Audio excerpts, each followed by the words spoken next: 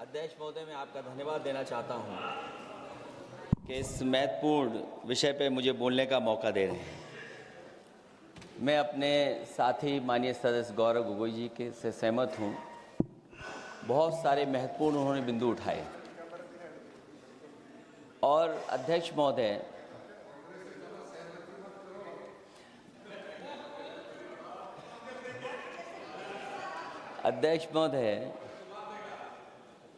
मुझसे ज़्यादा मेरे रिश्ते शायद हमारे विपक्ष के लोग ज़्यादा जान रहे हैं और जितना विपक्ष के लोग नज़र रखेंगे मैं समझता हूँ उतना रिश्ते और मजबूत हो जाएंगे। अध्यक्ष महोदय, मैं आंदोलन को बहुत दूर से देख रहा था और उस आंदोलन में जो जीत के बाद नारा लगा, एक नारा लगा अध्यक्ष महोदय, सरकार के खिलाफ नारा लगा कि सरकार को ये अहंकार था कि सरकार झुकती नहीं है, लेकिन उन्हीं नई पीढ़ी के लोगों ने ये वो नारा दिया कि झुकाने वाला चाहिए, सरकार भी झुकती है और सरकारों को झुकाना भी नौजवानों को आता है। सरकार झुकी और स्वीकार किया उन्होंने। जो करोड़ों नौजवान जो मांग कर रहे थे कि सबसे पहले जो मंत्री जी हैं वो इस्तीफा दें, और बिंदु दूसरे अलग हैं जो हम लोगों को जानकारी में मिल रहा है। अध्यक्ष महोदय, सरकार हर विषय पे स्वीकार किया है, लेकिन पता नहीं अध्यक्ष महोदय ये बात समझ में नहीं आ रही है कि सदन में उन आश्वासनों को क्यों नहीं रख रही है सरकार जो सहमति बनी है। और उसके बाद अध्यक्ष महोदय, हम लोगों ने देखा कि जब मंत्री जी लौटे हैं, मंत्री नहीं रहे, उसके बाद सदन के बाहर उनका स्वागत किया गया। अध्यक्ष महोदय, जो स्वागत हुआ उसके लिए हमें कोई शिकायत नहीं है, लेकिन माननीय सदस्यों को कितनी बड़ी राहत मिली होगी, कितने बड़े संकट से बचाया उन्होंने। एक प्रधान जी को हटा करके प्रधानमंत्री बचा लिया आपने। और ऐसा अध्यक्ष महोदय आंदोलन किसी ने नहीं देखा जिस आंदोलन में नई पीढ़ी के लोग, कम उम्र के लोग निकल करके आ गए और जो नारे दिए गए। ये सरकार पिछले कई वर्षों से नकारात्मक प्रचार पर टिकी हुई थी, नकारात्मक राजनीति करती थी और न जाने कितने हजार करोड़ रुपए खर्च किए होंगे सरकार ने नकारात्मक राजनीति के लिए। लेकिन नई पीढ़ी को मैं बधाई देना चाहता हूं, उनके मनोबल को और उनकी एकता को, और जिस तरीके से उन्होंने प्रचार किया, अंततः सरकार को झुकना पड़ गया। भाजपा वचन नहीं देती, जुमला देती है। तो मुझे उम्मीद है कि सभी युवा नौजवानों का जो मांग की है उन्होंने, उन सभी मांगों को सरकार स्वीकार करेगी। और सरकार ये भी स्वीकार कर लिया होगा कि कोई दल मजाक में बना तो कितनी बड़ा दल बन गया।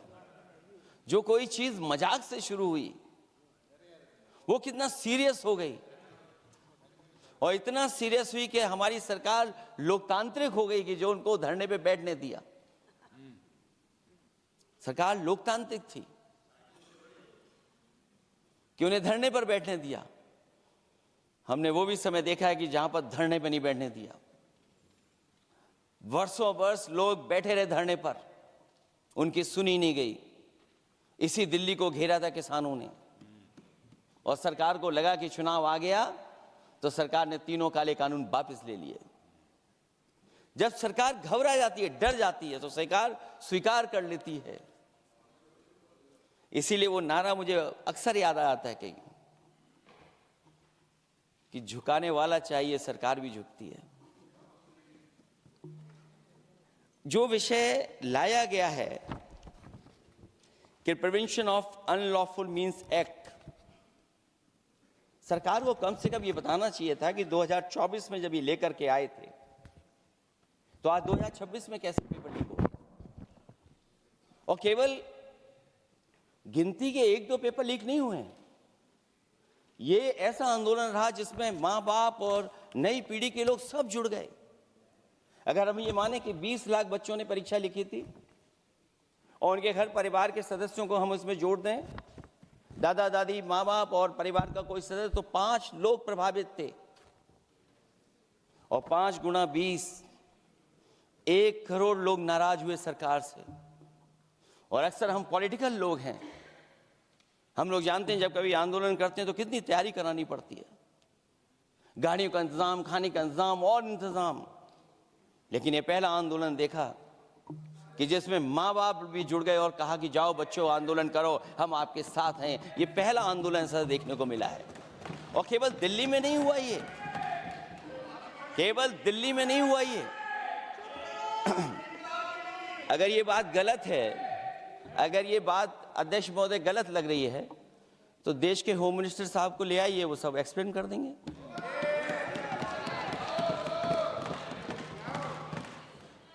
पहला आंदोलन जिसमें माँ बाप ने साथ दिया, क्योंकि परीक्षा से कितना दुखी हैं लोग।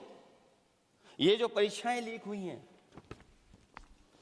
कई महीनों पहले ये किताब बना दी थी। और अध्यक्ष महोदय, जो लोग चढ़ावा चोरी नहीं बचा पाए, वो पेपर लीक कैसे बचा पाएंगे? जो भगवान के दरबार से दान गायब हो गया, दान चला गया, वो लोग पेपर लीक बचाएंगे? किस कानून को, जो कानून पहले बनाया उसी कानून का संशोधन करके लेकर आए? किसकी आंखों में आप धूल झोंक रहे हैं?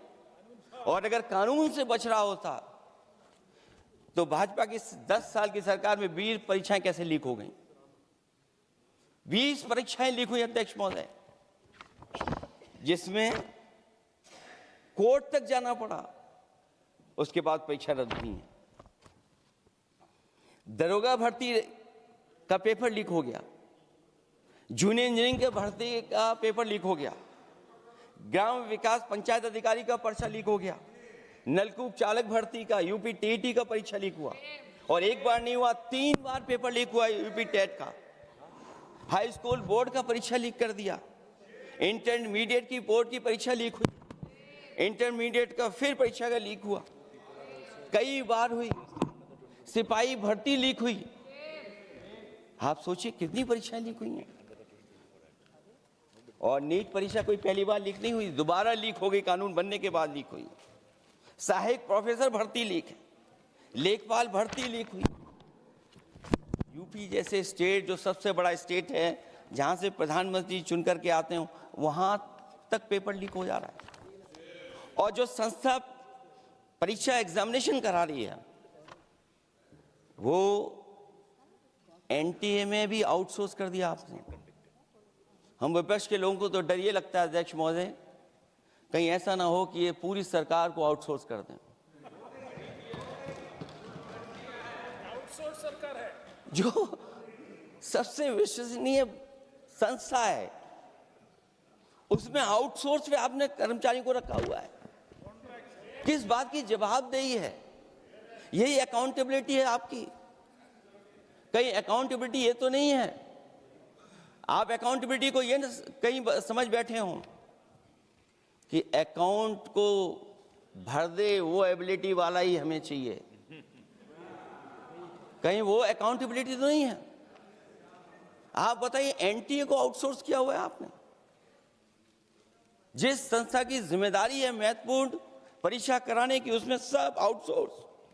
और ये सच कहा कि कांग्रेस पार्टी के माननीय सदस्य ने मांग की है कि वो हम लोगों को पता होना चाहिए आखिरकार कौन लोग थे जो आउटसोर्स होकर के बैठ करके परीक्षा में इस तरह की घोटाला कर रहे थे। आखिरकार जवाबदेही क्या है, किसकी थी? और फिर केवल नीट की परीक्षा की बात करें और परीक्षाओं की बात करें, अगर हम अध्यक्ष महोदय, जब से सरकार बनी है तब से सरकार की कोशिश रही है कि शिक्षा, परीक्षा और यूनिवर्सिटी का ताना बाना पूरा ध्वस्त हो जाए। उसको एक रंगी बना दें हम, उसमें अंडरग्राउंड अनरजिस्टर्ड लोग शामिल हो जाएं। ये पिछले जब से भारतीय जनता पार्टी की सरकार आई है तब से हो रहा है। और फिर शुरुआत कहां से होती है?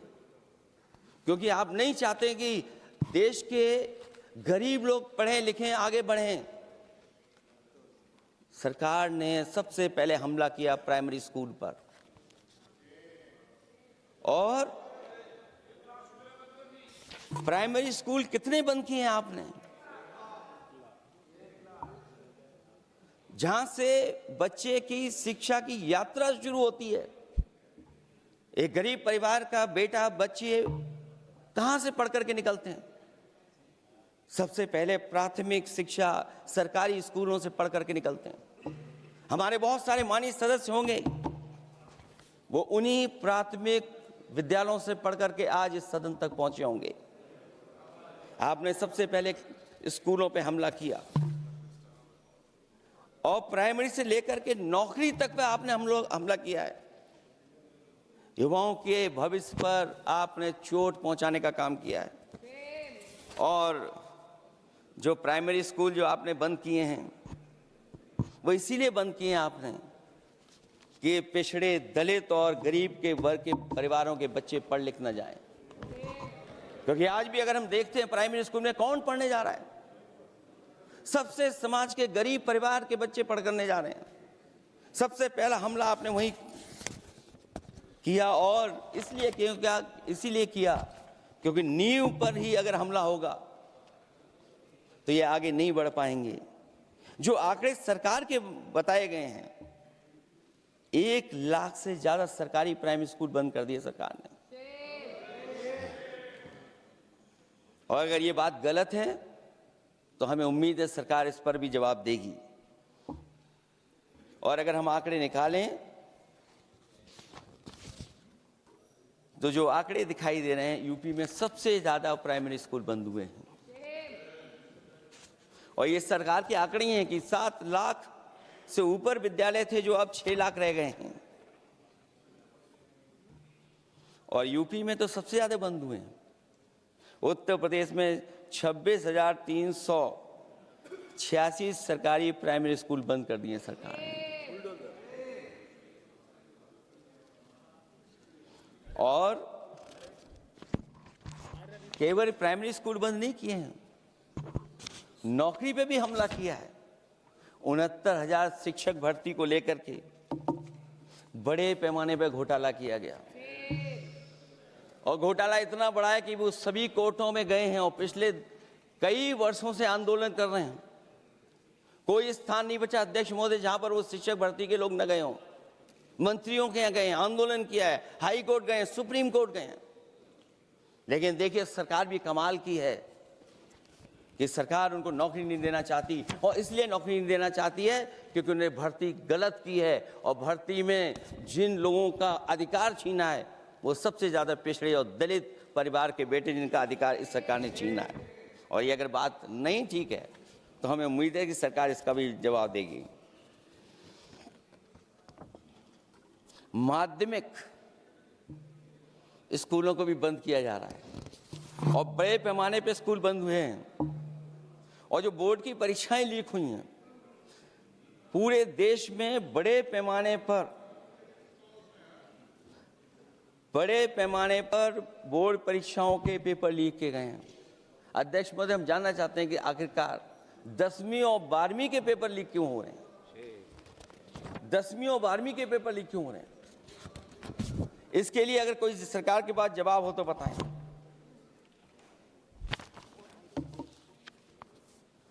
और जो बच्चों ने जान दी है नीट की परीक्षा में, जब परीक्षा का पेपर लीक हो गया है, अध्यक्ष महोदय, मैं अपनी तरफ से, पार्टी की तरफ से और सभी की तरफ से उन्हें श्रद्धांजलि देता हूं। और हमें उम्मीद है कि सरकार उन बच्चों की मांग मानेगी जिन बच्चों ने ये शर्त रखी है कि उनके परिवार के लोगों को 1 करोड़ मुआवजा दिया जाए।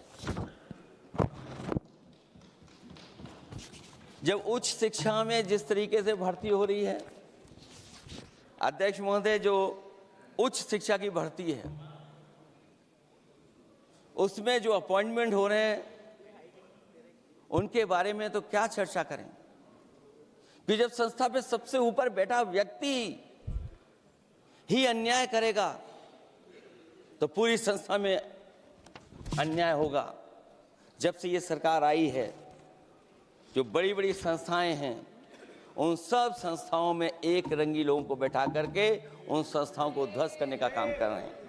और न केवल उन संस्थाओं को खराब कर रहे हैं, बल्कि अध्यक्ष महोदय, उत्तर प्रदेश में एक स्वतंत्र सेनानी, उनके नाम पर यूनिवर्सिटी बनी, मौलाना जौहर यूनिवर्सिटी। यूनिवर्सिटी बनकर के तैयार हो गई।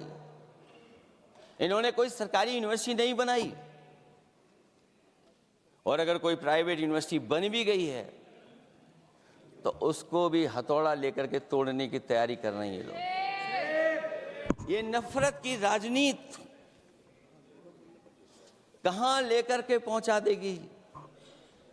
और जब से बीजेपी की सरकार आई है, तब से नफरत की राजनीति और दूसरे लोगों के साथ किस तरह का व्यवहार हो रहा है, उन्हें कहीं भी न्याय तक नहीं दिला पाई सरकार।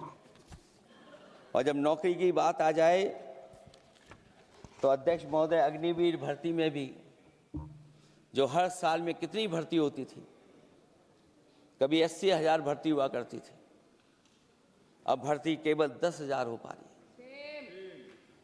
आखिरकार अध्यक्ष महोदय, सरकार नौजवानों की पढ़ाई और नौकरी पे हमला क्यों कर रही है, और नौकरी पे हमला क्यों हो रहा है? जब आप ये कहते हैं कि हमारे नौजवान हमारी डेमोग्राफिक डिविडेंड बन करके आए हैं, कहीं यही नौजवान हमारी आपदा न बन जाए, इसके बारे में भी सरकार को सोचना चाहिए। और मैं ये जरूर कहना चाहता हूं कि अध्यक्ष महोदय, अगर शिक्षा अच्छी होगी, परीक्षा सच्ची होगी, तो तरक्की भी पक्की होगी। और ये तरक्की नहीं चाहते हैं, इसीलिए शिक्षा पर और परीक्षा पर हमला कर रहे हैं। मैं इन्हीं शब्दों के साथ अध्यक्ष महोदय आपका धन्यवाद देता हूं। और जो बिल लेकर के आए हैं आप, बिल तो 24 में भी लेकर के आए थे आप, जो 24 में बिल लेकर के आए, तो उसके बाद नीट परीक्षा का पेपर लीक क्यों हो गया, ये आप बता देना मंत्री जी। आपको एक कानून बनाने के बाद दूसरा कानून बनाना पड़ रहा है, ये क्या वजह है? और आपको मंत्री जी का स्वागत इसलिए करना पड़ रहा है कि आपको संकट से बचा लिया। और अगर अखिलेश जी तो समाजवादी है। मैं पूछना चाहता हूं कि छात्रों का आंदोलन के बाद सरकार उनका बात सुन के पार्लियामेंट में बिल लेके आता है, ये अच्छा है? या जो आंदोलन होता है तो उसको कुचलने के लिए देश में इमरजेंसी लगा देता है, वो अच्छा? आप बता दीजिए।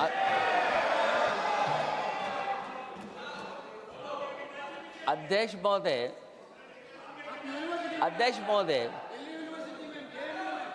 महोदय, मैं इमरजेंसी को तो नहीं देखा हूं, लेकिन इमरजेंसी में क्या क्या हुआ है वो अभी दिल्ली की राजधानी में भी देखने को मिल गया है। आंसू के गैस के गोले और लकड़ी में लगा हुआ कुछ कील का और कांटे की चीजें, उस समय करंट नहीं लगाया जाता था, इस बार करंट लगाया गया है। तो ये इमरजेंसी के बराबर ही हुआ है हमला, कम नहीं है। इमरजेंसी से कम अन्याय नहीं कर रहे हैं आप लोग।